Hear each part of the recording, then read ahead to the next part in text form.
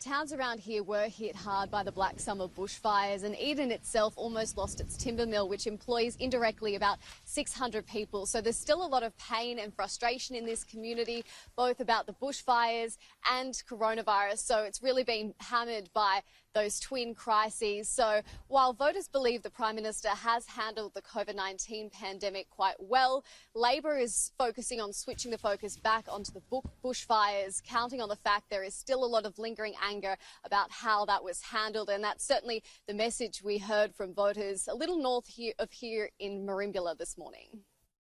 Oh, the bushfires. What in particular? Oh, just the lack of action. Main issue, jobs, I'd say.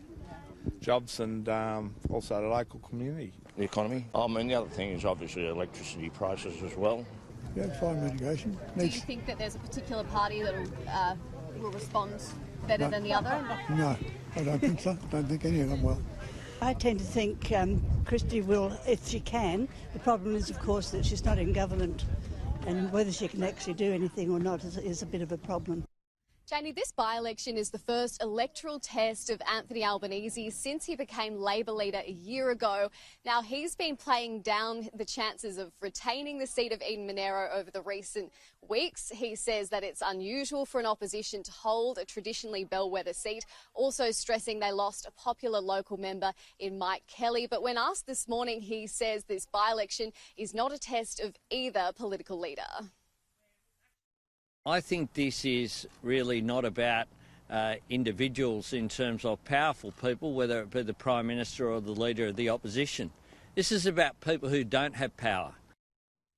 Janie, this polling station in Eden has been dead quiet this morning. It's been added to the list of polling stations since the federal election last year to ensure that social distancing can be practiced. Also quiet because of the number of constituents who have voted early. More than half of the electorate of Eden-Monaro has already cast their ballots, both at pre-poll stations and in postal votes. All right, Janie? Thank you very much, Eliza Edwards. And yes, under 5 hours, or under 6 hours, I should say, until the polls close. Let's go live now to political reporter Kristy McIntosh, covering the Liberal campaign. Trudy, Fiona Kotvojs downplaying expectations.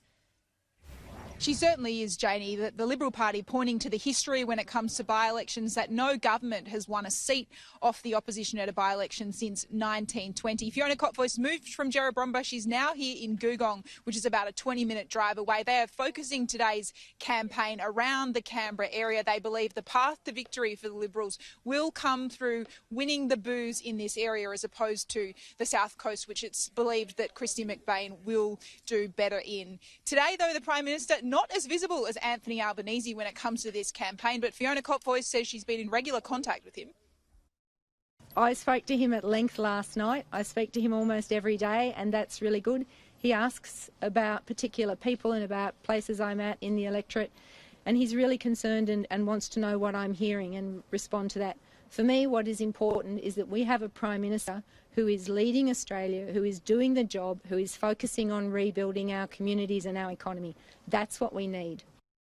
Now, Janie, I'm pleased to report that democracy sausages have not been killed off by the coronavirus. We're here at Googong. This is, you can see the sizzling sausages here, the onions. We've got hash browns as well. Quite a line forming up as they head in to go and vote as well. It is lunchtime. I'm joined by Jackie, who's been on the tools here at Googong today. How's it been? Lots of people coming through? There has been a lot busier than we expected. So we expected smaller numbers since the postal votes and pre-polling, but it's been very steady. In fact, we're a little bit behind. A little bit behind, but cameraman, we're going to taste one of these, Janies, and we'll get back on the campaign trail. Would you like one as well, Mark, my cameraman? Yeah, it's going to be a busy day here still. The Liberal candidate is still out here trying to get as many votes as possible. It is a very tight contest, we're led to believe, but voters making sure they fill themselves up. It is lunchtime, so back to you. It wouldn't be the same without a democracy sausage. Thank you very much, Trudy McIntosh. Senior political reporter Jonathan Lee is following the Nationals. Jono, it looks like the best chance the Nats have today is getting the coalition across the line. That's right, Janie. We spoke with Trevor Hicks earlier on in the week, and he made the point that you had to be in it to win it. But at the moment, it certainly looks like the best chance the National Party has is simply getting Fiona Kotvojs from the Liberal Party across the line with the all-important preference votes as they start to be fanned out across the minor parties. We're here in Bungendore at the moment. This is one of the rural areas, a rural township, idyllic. It's quite cool this morning. It currently feels like 4 degrees, so it's very, very nippy at the moment. But this is a sort of area the Nats would be expecting to do well in. Of course, we've had the argy-bargy leading up to this by-election campaign with John Barilaro, the leader of the National Party in New South Wales, showing his interest in running for the seat and then pulling out when he didn't have the support of the Federals to back him. We caught up with retired Major General Jim Molan, now Senator Jim Molan, who happens to be over my left-hand shoulder. He's handing out a few how-to-vote cards. And we asked him about how he thought the preferences were going to be handed out and whether he thought he'd get the support from the National Party, which was expected. This is what he had to say. Last election we got, I think, 87% of the Nats preferences flowing to us. We'll see what they flow to us this time. I don't think they're going to be that much different. On the pre-poll booths and on the booths today so far, the Libs and the Nats have worked together beautifully. I see nothing of the controversy that people are talking about. If there is a controversy around, it ain't coming from on the ground. Yeah, Jim's correct there. There is a consensus on the ground with the Liberals and the Nationals working well. It's rare to have a three-corner contest like we've got at the moment. It's also worth remembering that in Eden-Monaro, the Nats have never actually won this seat. Last election, 2019, they had 7% of the vote. Then you've got to go back to 1993 since they even contested here. So it's certainly a bit of a hodgepodge approach as to how the Nationals go about Eden-Monaro. Larry Anthony, the party's president, has also been out and about supporting the Nats today, and we asked him about this argy-bargy between John Barilaro and the other candidates as to where the votes were going to go. This is what the president of the party had to say.